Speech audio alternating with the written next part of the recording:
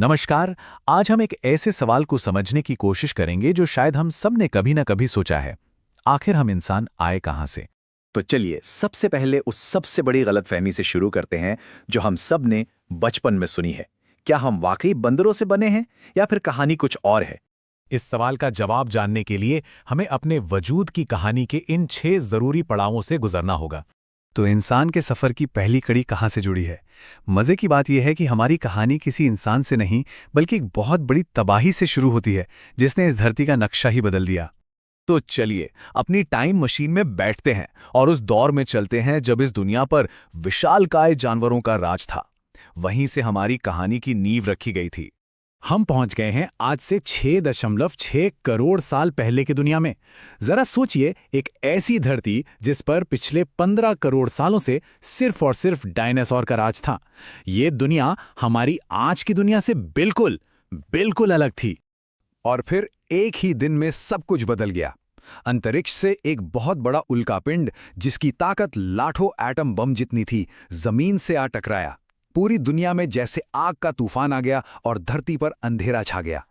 इस तबाही का असर ये हुआ कि धरती के 75%, जी हां 3/4 पेड़ पौधे और जीव जंतु हमेशा के लिए खत्म हो गए, और इनमें डायनासोर भी शामिल थे। लेकिन इतनी भयानक तबाही के बाद भी जिंदगी ने हार नहीं मानी। जमीन के नीचे कुछ छोटे छोटे चूहों जैसे जीव किसी तरह बच गए थे। वे न तो ज्यादा ताकतवर थे और न ही बहुत समझदार, पर उनमें एक जिद थी, जीने की जिद। वो गुफाओं में छिपकर और राख खाकर जिंदा रहे। फिर धीरे धीरे हजारों सालों में धरती ने खुद को संभाला। सूरज वापस निकला, सालों तक बारिश हुई और उस राख से भरी जमीन पर फिर से हरियाली छाने लगी। अब एक नई दुनिया तैयार थी उन बचे हुए जीवों के लिए। और जैसे जैसे ये जीव विकसित होते गए, उन्होंने विज्ञान की सबसे बड़ी गलतफहमियों में से एक को जन्म दिया। अक्सर चार्ल्स डार्विन की थ्योरी को गलत समझ लिया जाता है। देखिए, डार्विन ने यह कभी नहीं कहा कि हम आज के बंदरों से बने हैं। उन्होंने कहा था कि बहुत समय पहले हमारे और बंदरों के पूर्वज एक ही थे।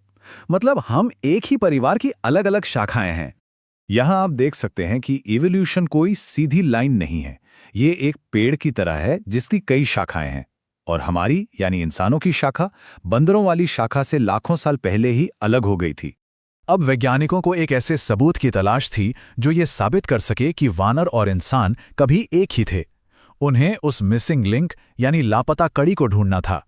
और फिर 1974 में इथियोपिया की धूल भरी जमीन पर कुछ ऐसा मिला जिसने इंसानी इतिहास को हमेशा के लिए बदल दिया।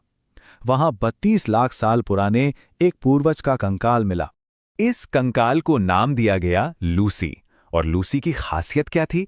वो न तो पूरी तरह वानर थी, न पूरी तरह इंसान। वो दो दुनियाओं के बीच की एकदम सटीक कड़ी थी। उसके कूल्हे और पैर की हड्डियां बताती हैं कि वो हमारी तरह सीधा चल सकती थी, लेकिन उसके लंबे हाथ ये भी दिखाते हैं कि वो पेड़ों पर भी चढ़ती थी। तो लूसी ही वो मिसिंग लिंक थी जिसकी सबको तलाश थी। ये एक पक्का सबूत था जो हमारे विकास के सफर को साफ साफ दिखाता है। तो चलिए अब देखते हैं कि लूसी से शुरू हुई ये कहानी हम तक यानी होमो सेपियंस तक कैसे पहुंची। लूसी के बाद और भी कई प्रजातियां आईं, जैसे होमो हैबिलिस, जिन्होंने पहली बार पत्थर के औजार बनाना सीखा। फिर आए होमो इरेक्टस, जो अलग अलग महाद्वीपों तक फैले। और आखिरकार आए होमो सेपियंस, यानी हम, अपने बड़े और रचनात्मक दिमाग के साथ। हमारी प्रजाति यानी होमो सेपियंस के जो सबसे पुराने सबूत मिले हैं वो मोरक्को में पाए गए। और जानते हैं कितने पुराने हैं? लगभग 3 लाख साल। यहीं से सही मायनों में इंसानियत का सवेरा हुआ। तो पहले इंसान तो आ चुके थे, पर वो सफर जिसमें उन्होंने वो दिमाग और वो औजार बनाए जिससे वो पूरी दुनिया पर राज कर सकें, असल कहानी तो वहां से शुरू होती है।